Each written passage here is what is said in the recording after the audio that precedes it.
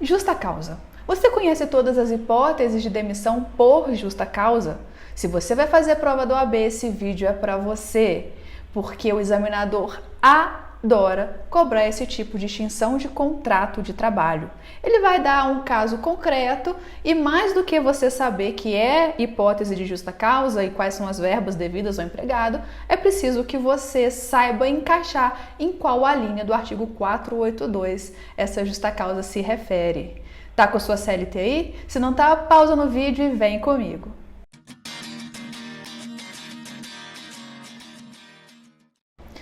Já gravamos um vídeo sobre a extinção do contrato de trabalho e as suas modalidades. Tem um vídeo específico aqui, vai estar aqui em cima aparecendo para você no card, sobre resilição contratual, sobre dispensa sem justa causa, distrato e pedido de demissão. Então, se você ainda não assistiu, não deixe de assistir. Eu também vou deixar aqui na descrição do vídeo para vocês.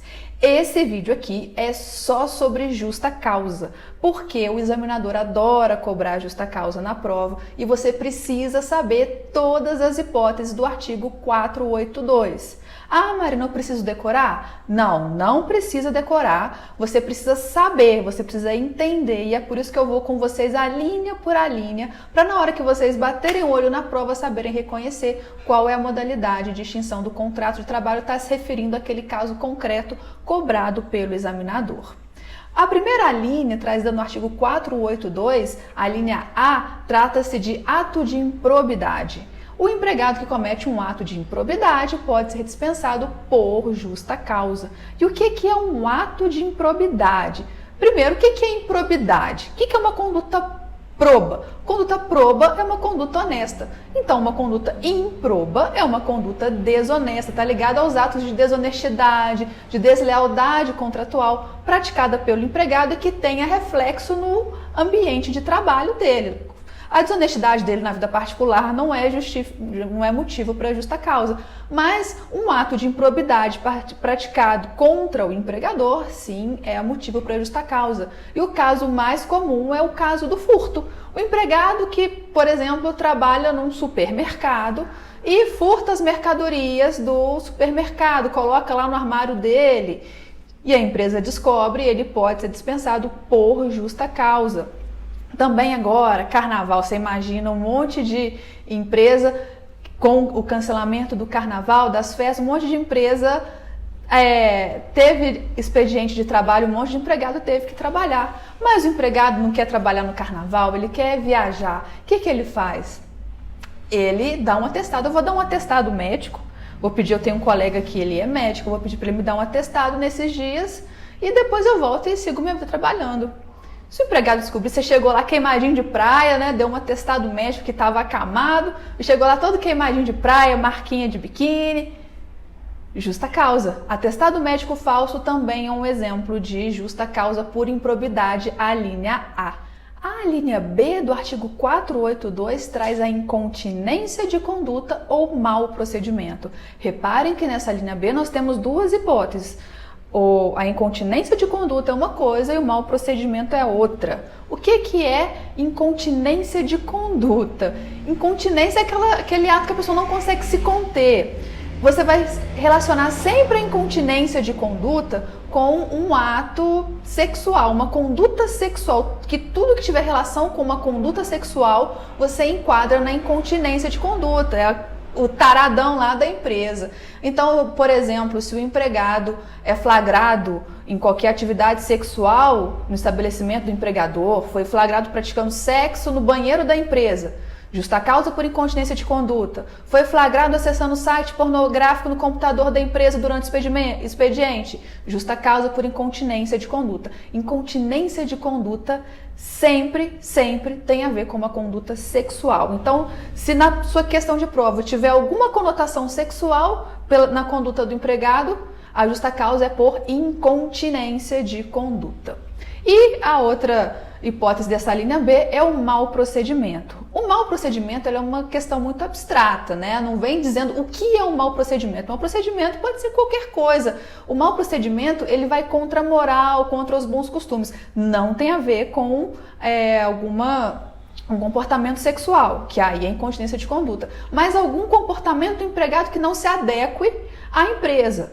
Dificilmente isso vai ser cobrado numa prova objetiva, de primeira fase, porque exatamente pelo grau de subjetivismo. Ele tem um caráter residual, ou seja, a atitude do empregado foi suficientemente grave, mas você não consegue enquadrar essa atitude do empregado nas demais hipóteses, você enquadra no mau procedimento, por isso um caráter residual. É o caso, por exemplo, do empregado flagrado usando droga no estabelecimento do empregador no horário de trabalho.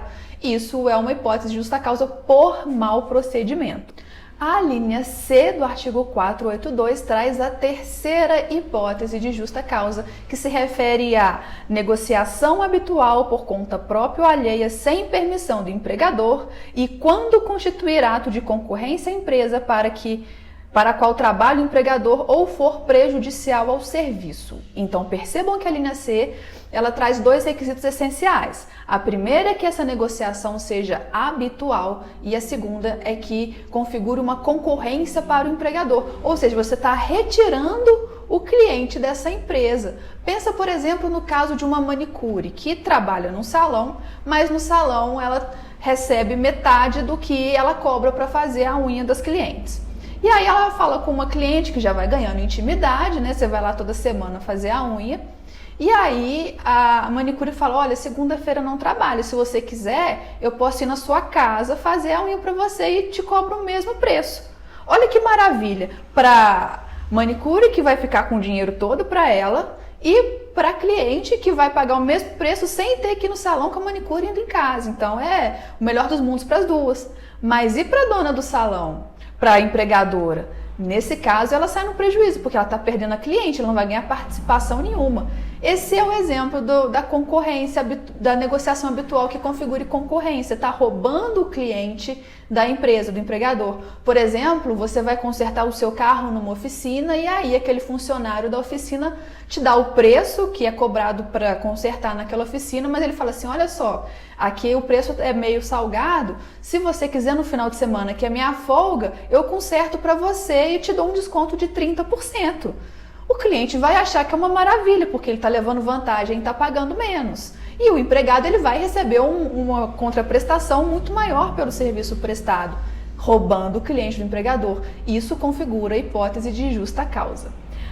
A linha D, quarta hipótese de dispensa por justa causa, determina que é a condenação criminal do empregado passada em julgado, caso não tenha havido suspensão da execução da pena. Então, isso aqui é uma questão de física. O empregado que foi condenado e a sentença dele transitou em julgado e a pena de reclusão, ele vai ter que ficar preso. Se ele está preso, ele não pode trabalhar. Se ele não pode trabalhar, o empregador pode demiti-lo por justa causa. Mas muita atenção que aqui eu preciso que você preste atenção comigo em uma questão.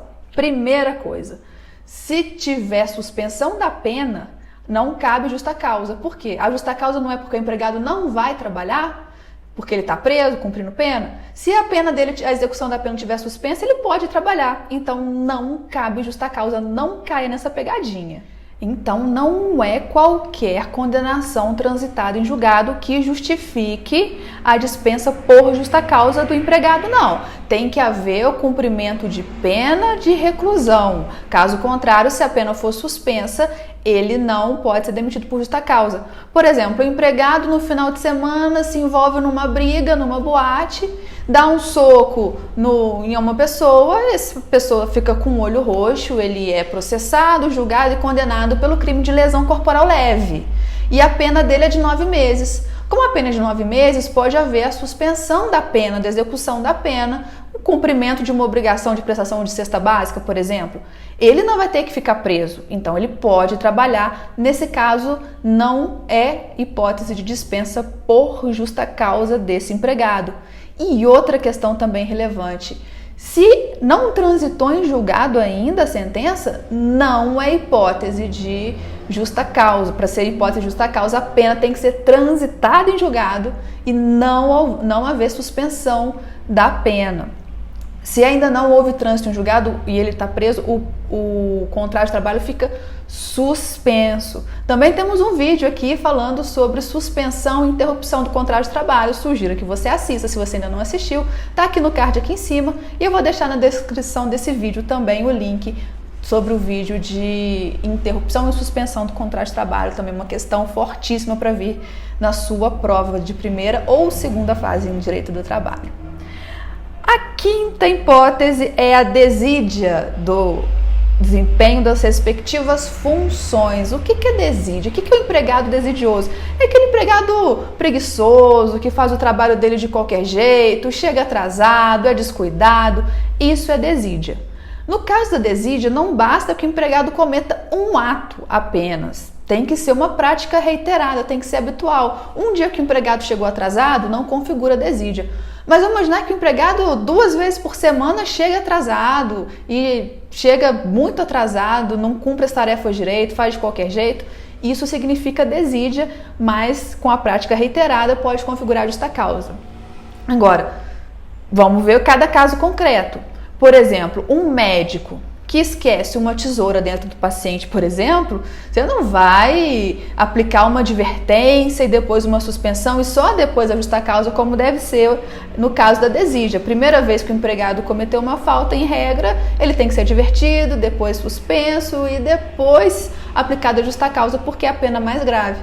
Agora, se a conduta for extremamente gravosa, por exemplo, no caso do empregado, do médico que esquece a tesoura dentro do paciente, claro que é caso de dispensa por justa causa direta. A linha F, embriaguez habitual ou em serviço.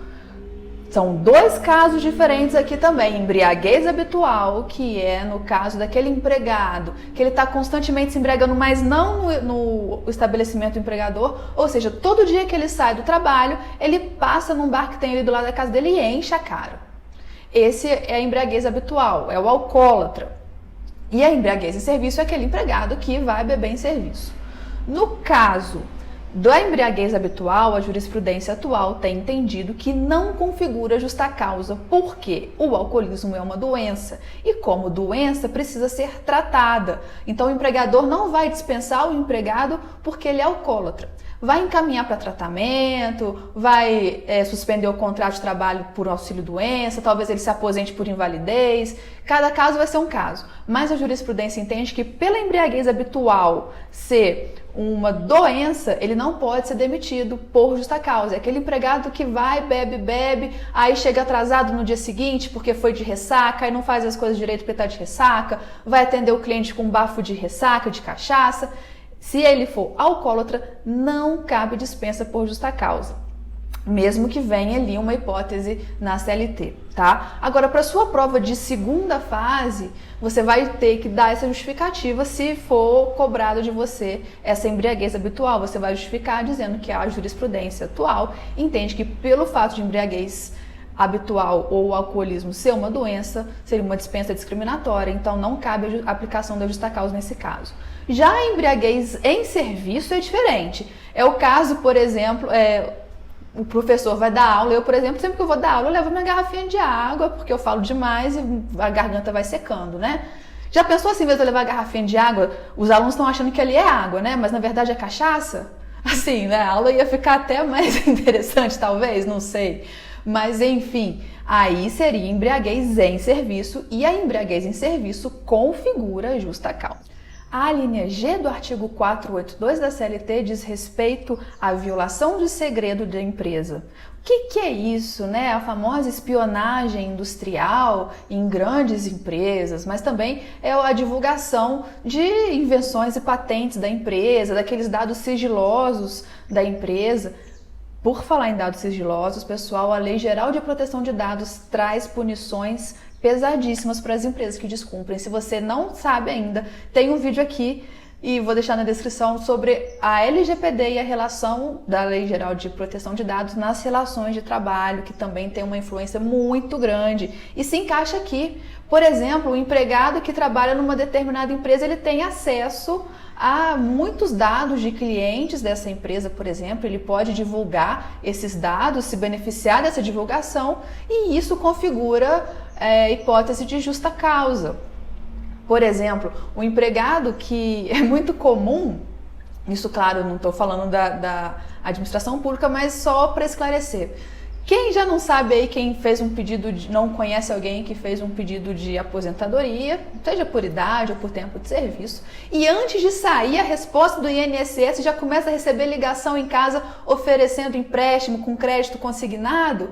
Gente, é muito comum. Aí você pensa, nossa, mas como eles sabem que eu dei entrada no meu pedido de aposentadoria e foi deferido antes de eu saber? É isso, assim, é um exemplo bem prático para você lembrar. Essa divulgação, a violação do segredo da empresa. O empregado que está ali dentro tem algumas informações privilegiadas, ele divulga essa informação para benefício próprio de alguma forma, e isso configura uma hipótese de justa causa. Também muita gente costumava dar o exemplo, né? Eu lembro que na época que eu fazia graduação, o professor sempre falava assim, é a divulgação da fórmula da Coca-Cola, né? O empregado que tem a fórmula da Coca-Cola vai divulgar, a empresa concorrente vai fazer um refrigerante tão bom ou melhor que a Coca-Cola. Isso é um exemplo? Também é, mas eu gosto sempre de trazer exemplos mais concretos para a nossa realidade. A linha H também é importantíssima para sua prova, porque o examinador adora misturar as duas e te induzir a erro.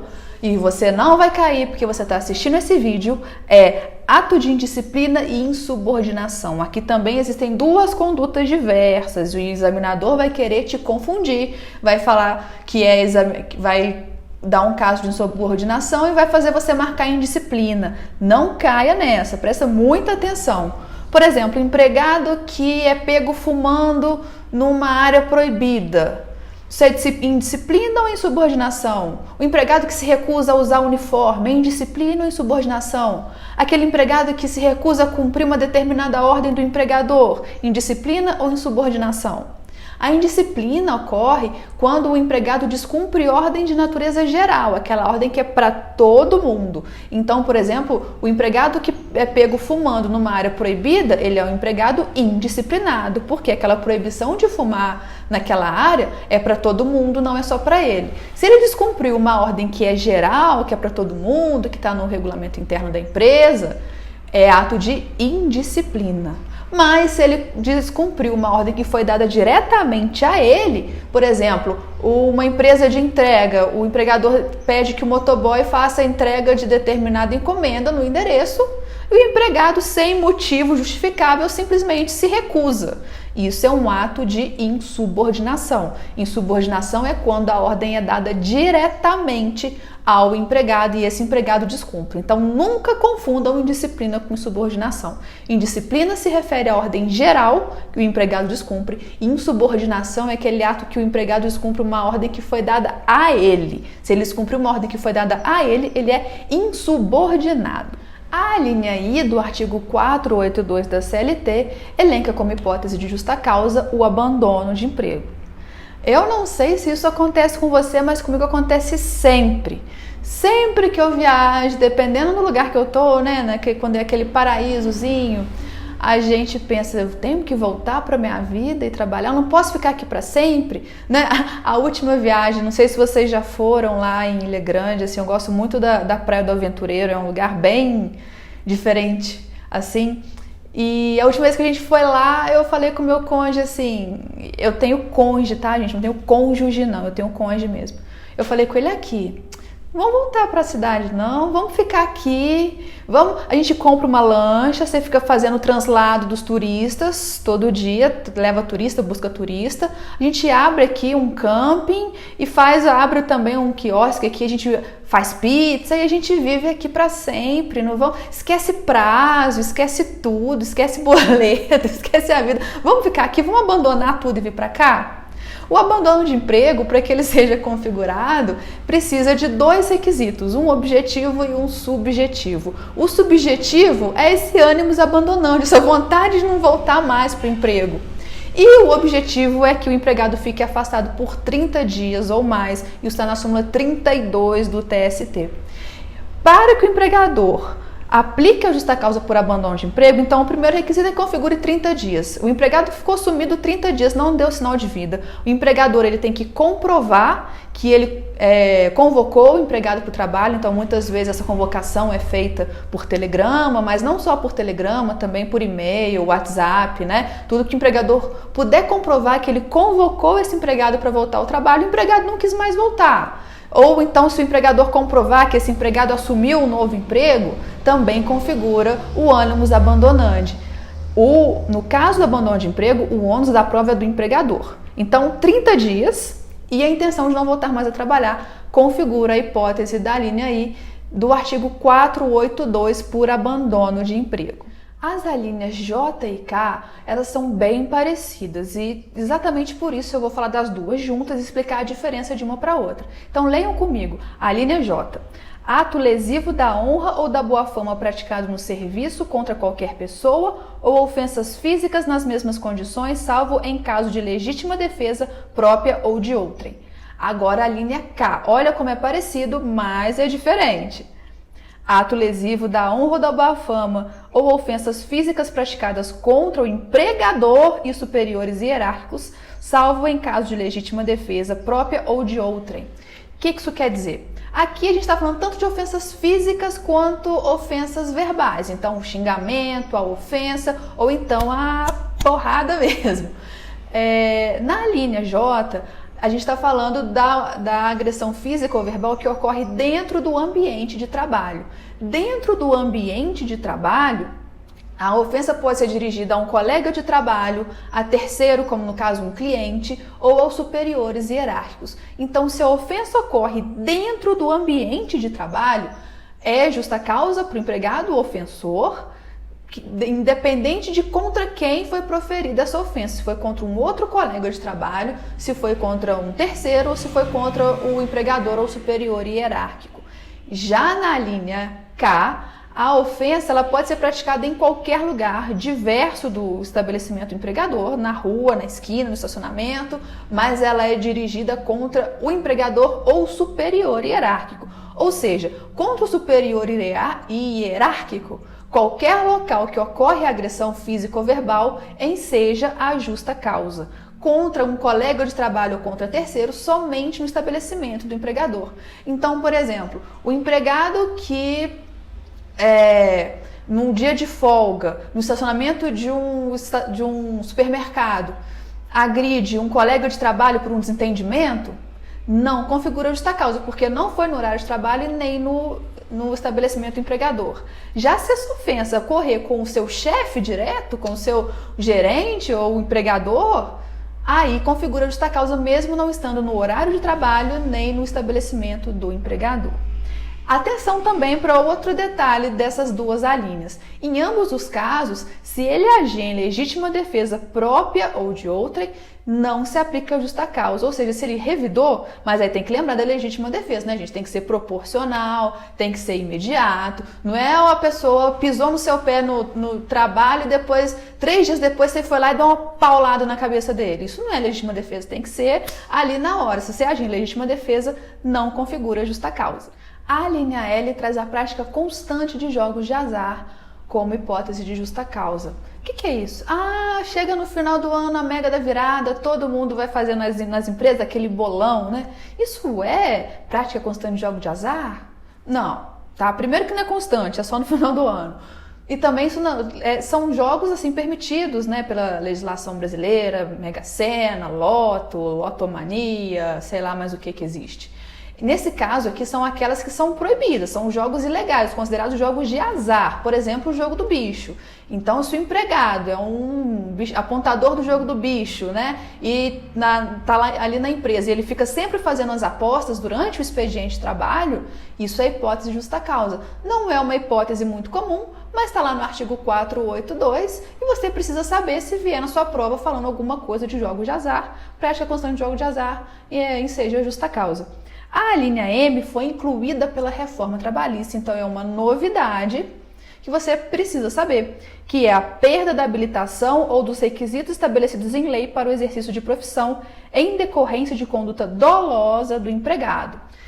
Então, por exemplo, um advogado que pegou o dinheiro do cliente lá, né, recebeu o alvará do cliente e não falou mais nada, o cliente denunciou esse advogado e ele perdeu a OAB. Se esse advogado ele foi empregado de um escritório, ele pode ser dispensado por justa causa porque ele perdeu a habilitação dele, que é essencial para o trabalho, por uma prática dolosa. Por exemplo, um motorista que perde a habilitação por dirigir embriagado, ele também pode ser dispensado por justa causa. E o parágrafo único traz uma hipótese também que ela não se aplica na prática, porque ela é lá da época da ditadura, do golpe militar, e ela não se coaduna com a Constituição. Mas está no artigo 482, vamos dar uma lidinha. Constitui igualmente justa causa para a dispensa de empregado à prática devidamente comprovada em inquérito administrativo de atos atentatórios à segurança nacional. Não se aplica à prática, mas vai que o examinador maluco coloca isso na sua prova, então você precisa saber que há uma hipótese de demissão por justa causa. Agora que eu tenho certeza que você já conhece todas as hipóteses de dispensa por justa causa que vem elencadas no artigo 482, eu só preciso que você guarde mais duas questões.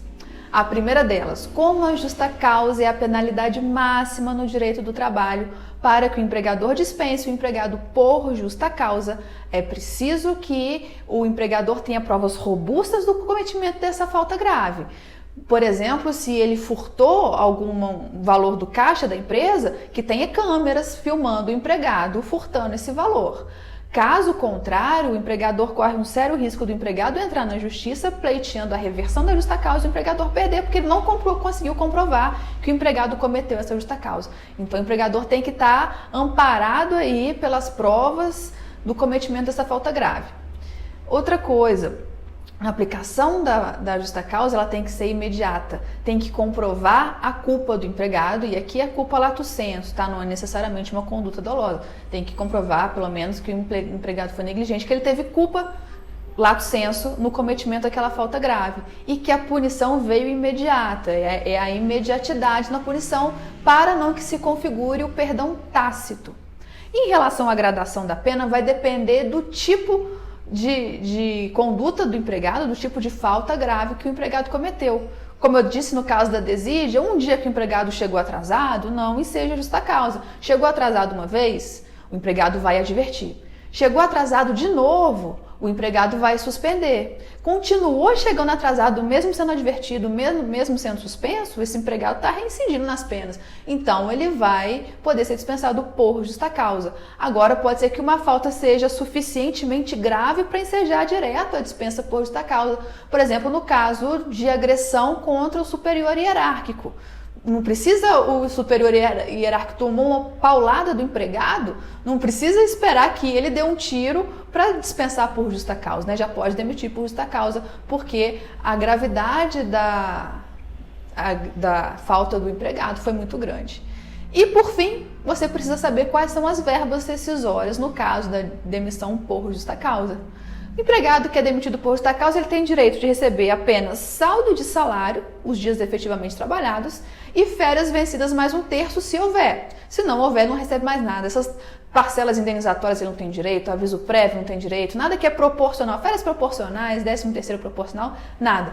Não tem direito a levantar o fundo de garantia, não tem direito a seguro-desemprego, só recebe mesmo saldo de salário e férias vencidas se tiver. Se você gostou desse vídeo, se inscreva no canal e ative o sininho para não perder nenhum. E continue assistindo os vídeos para o OAB.